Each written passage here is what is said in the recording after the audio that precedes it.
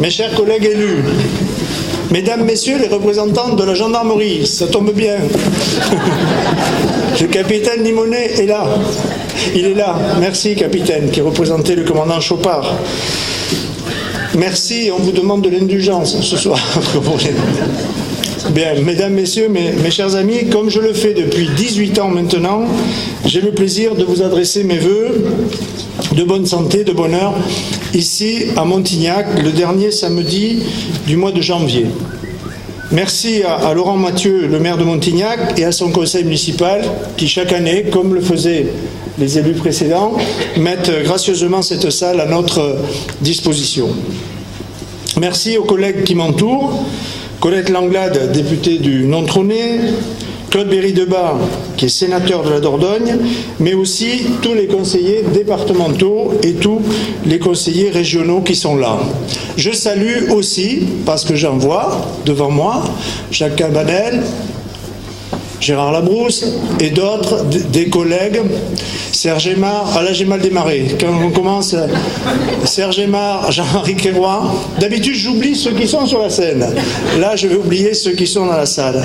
Je remercie tous les anciens collègues, conseillers départementaux, régionaux, qui sont là ce soir. Et comme je le fais chaque année, je remercie l'équipe qui vous accueille du lundi au vendredi à la permanence de Sarlat, Graziella Caron, Célia, Benjamin Delrieux, qui ont préparé cette soirée avec l'aide d'amis, de bénévoles, sans oublier mon fils Pablo qui assure la sonorisation. Alors, je reprends, sans oublier mon fils Pablo qui assure la sonorisation. C'est un gag de sa part. Hein.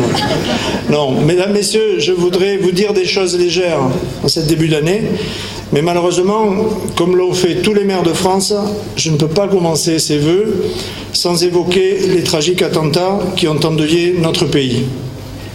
Après Charlie Hebdo et l'Hypercacher en janvier, c'est une salle de spectacle, des terrasses de café ou les abords du Stade de France qui ont été la cible de terroristes fanatisés par l'islam radical.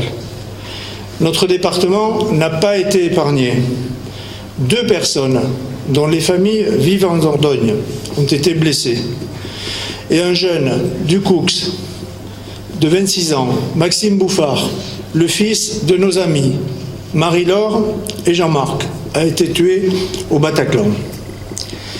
Face à ces actes de guerre d'une extrême gravité, le président de la République et le gouvernement ont réagi avec sang-froid, avec fermeté et avec détermination.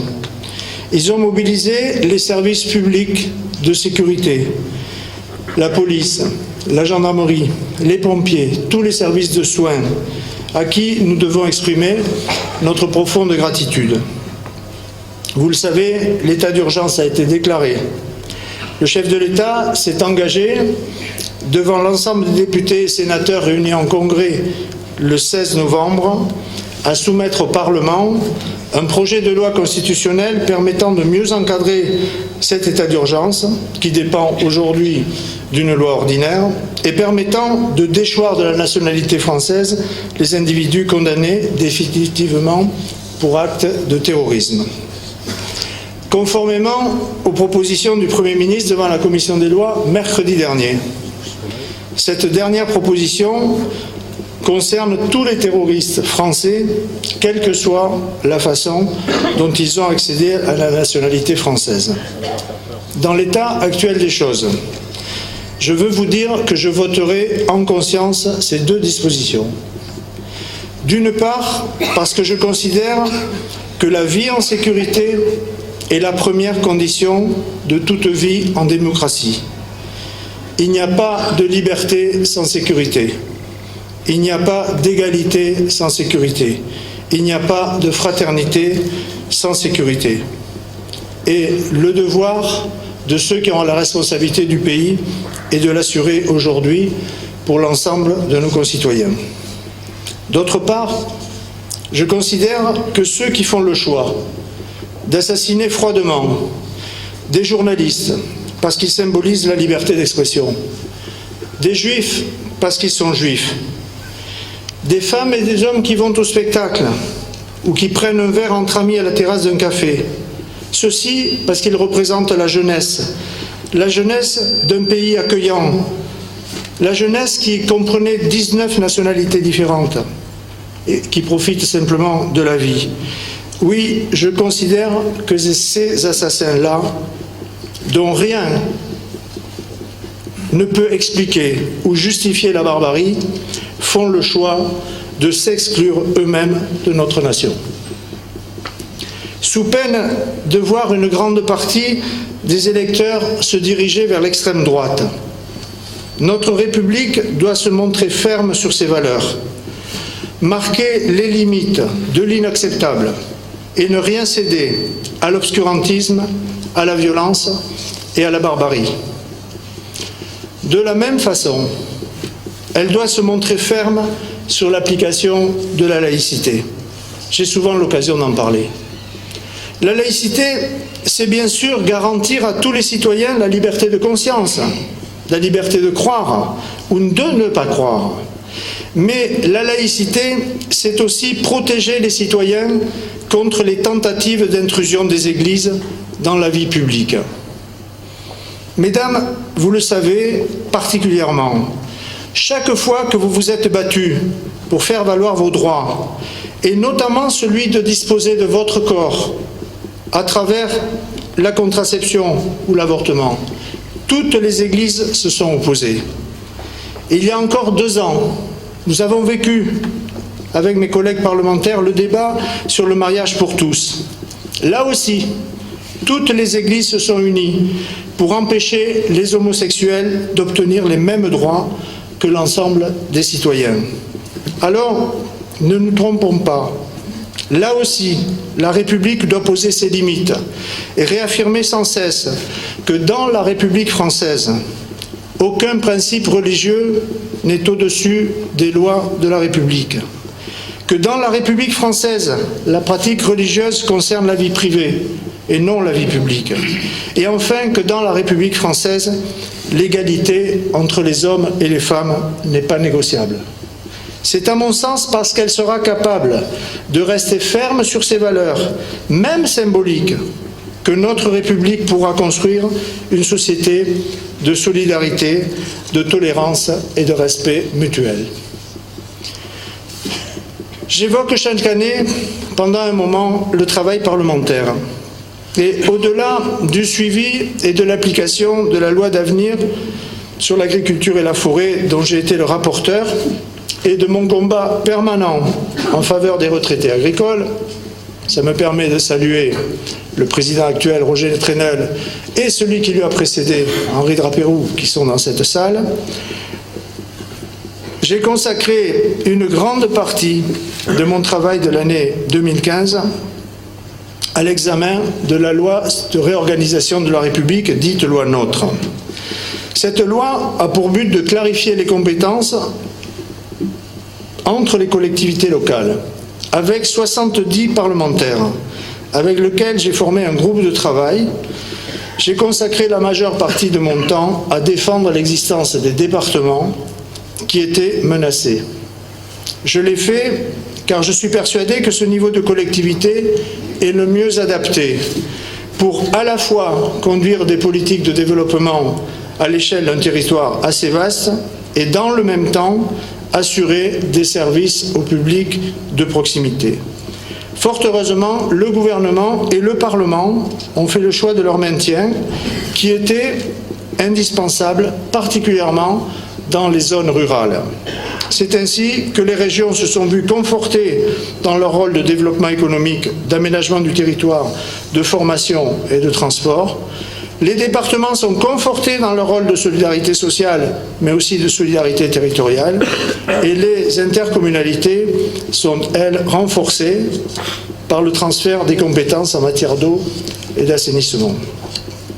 L'année 2015 a été aussi marquée par des textes qui vont dans le sens du progrès social, comme la prise en compte de la pénibilité au travail, la généralisation du tiers payant, La prime d'activité, qui concerne 6 millions d'actifs et qui permettra de soutenir le pouvoir d'achat des travailleurs gagnant moins de 1 500 € par mois. Ou la création du compte personnel de formation, qui concerne 17 millions de salariés. Mais l'année 2015 a été aussi une année d'élections, et d'élections locales. En mars se sont tenues les élections départementales dans les 25 cantons que compte aujourd'hui la Dordogne. Ces élections se sont traduites par une nette victoire de la gauche dans notre département. La gauche remportant 38 sièges sur les 50 conseillers départementaux. La majorité m'ayant fait l'honneur de m'accorder sa confiance, j'assume depuis le mois d'avril les fonctions de président de l'Assemblée départementale. Cette Assemblée largement renouvelée et largement féminisée, ce qui change pour la première année depuis 18 ans totalement cette tribune, puisque très souvent il n'y a eu qu'une très grande majorité d'hommes. Cette Assemblée a organisé à l'automne les assises de la Dordogne, un vaste temps de concertation avec l'ensemble des Périgourdins sur tous les thèmes de notre vie courante. Fort de ces contacts, de nos engagements de campagne, nous porterons sur la mandature, malgré les contraintes financières, une politique départementale dynamique autour de quelques grands axes. D'abord, nous assumerons pleinement nos compétences sociales. Et je veux rappeler que 76 000 Périgourdins bénéficient d'aides sociales du département chaque année, que ce soit dans le cadre de l'enfance, dans le cadre du handicap, dans le cadre du RSA ou dans le cadre des personnes âgées. Nous veillerons à une meilleure formation des jeunes. Et je veux redire que, à la rentrée prochaine, nous aurons mis en place dans ce département un prêt d'honneur qui bénéficiera aux étudiants périgourdins de familles modestes qui vont faire leurs études universitaires à Bordeaux, à Toulouse, à Limoges, à Paris ou ailleurs. Parce qu'il n'est pas acceptable que pour des raisons financières, des jeunes de ce pays et de notre département puissent être empêchés de poursuivre leurs études. Nous assurerons un soutien sans faille aux différents secteurs de l'économie. L'agriculture, lourdement frappée aujourd'hui, les entreprises, le tourisme. Et ici, à Montignac, je ne peux pas éviter de vous dire que 2016 sera l'année de l'ASCO et l'année du Grand Lascaux, puisque le nouveau centre d'interprétation ouvrira à la fin de l'année. Nous poursuivrons la modernisation de la Dordogne avec l'accès au très haut débit. Et je veux souligner, Madame la sous-préfète, le rôle de l'État dans cette affaire, puisque dans le plan qui va consister à déployer la fibre optique sur l'ensemble du département, plan qui s'élève à 165 millions d'euros, l'État apporte 59 millions d'euros, c'est-à-dire beaucoup plus qu'un tiers. On se plaint souvent de l'État, c'est un sport national, mais il faut aussi dire les efforts d'aménagement du territoire qui sont entrepris. Nous soutiendrons les communes et les intercommunalités. Nous renforcerons la politique sportive et la politique culturelle qui non seulement permettent l'émancipation des plus jeunes, qui permettent non seulement de favoriser le vivre ensemble, mais qui sont aussi une force d'attraction considérable pour notre département. Enfin, nous ferons de la Dordogne une terre d'excellence environnementale. Et bien sûr, nous apporterons notre soutien et notre solidarité aux secteurs qui sont en crise. Et aujourd'hui, il y a un secteur particulier, celui de l'élevage en général, en matière agricole, mais celui des palmipèdes, celui du gras en particulier, qui connaît une crise totalement inédite, puisque pendant plusieurs mois, les 650 producteurs de notre département ne pourront pas exercer leur métier, n'auront aucune production et donc aucune recette. Je les réunis lundi après-midi, aux côtés des services de l'État, à Périgueux. Je veux leur dire, s'il y en a dans la salle, que le département les accompagnera. Mais à ce jour, nous ne pouvons pas nous prononcer ni sur les montants, ni sur les modalités, puisque l'Union européenne a annoncé qu'elle assurerait la moitié des indemnisations. Le président de la République que j'ai rencontré à Tulle il y a 2 semaines a annoncé dans son discours que l'État, bien évidemment, prendra sa part. La région, Jean-Pierre Reynaud, qui est là, peut vous le confirmer, prendra aussi sa part. Et nous, le département, on viendra après. Mais je veux les rassurer, je l'ai fait hier à l'Assemblée Générale du CRDA aux Aisies, je veux les rassurer et leur dire que nous n'allons pas les laisser tomber parce que c'est trop important pour l'économie de notre département. Après les élections départementales, nous avons connu en 2015 aussi des élections régionales. Ça a été le renouvellement des conseillers régionaux. Vous le savez, dans la grande région Aquitaine, Limousin, Poitou-Charentes, Alain Rousset a été reconduit, entraînant lui aussi une victoire de la gauche. Sur les 14 élus du départ de la Dordogne, 3 sont ici et ils représentent notre circonscription.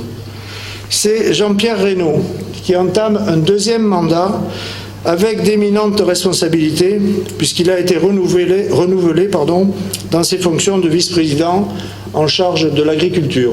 Et aujourd'hui, il ne manque pas de travail.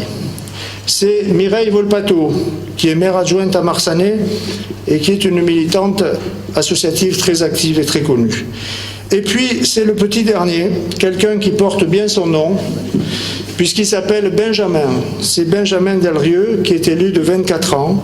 Il est élu municipal de Surac. Il est engagé dans la vie publique déjà depuis longtemps et il confirme l'adage qui dit que la valeur n'attend pas le nombre des années. Je leur souhaite beaucoup de courage à eux 3 et je suis sûr qu'ils sauront dignement nous représenter auprès de la grande région. Je veux, pour terminer ces quelques mots, vous dire quelques mots optimistes. D'abord pour souligner le succès de la COP21 qui s'est tenue à Paris en fin d'année. Bien sûr, on nous dira que le plus dur reste à faire, qu'il faut voir les résultats, etc., etc. Il n'en demeure pas moins que l'accord trouvé au Bourget est un accord historique. Pour la première fois dans l'histoire de l'humanité, 195 pays, réunis en assemblée plénière par l'ONU, ont trouvé un accord pour limiter l'élévation des températures sur notre planète. Vous savez que dans ce domaine de protection de l'environnement, nous avons tous à jouer un rôle, que ce soit individuellement ou collectivement.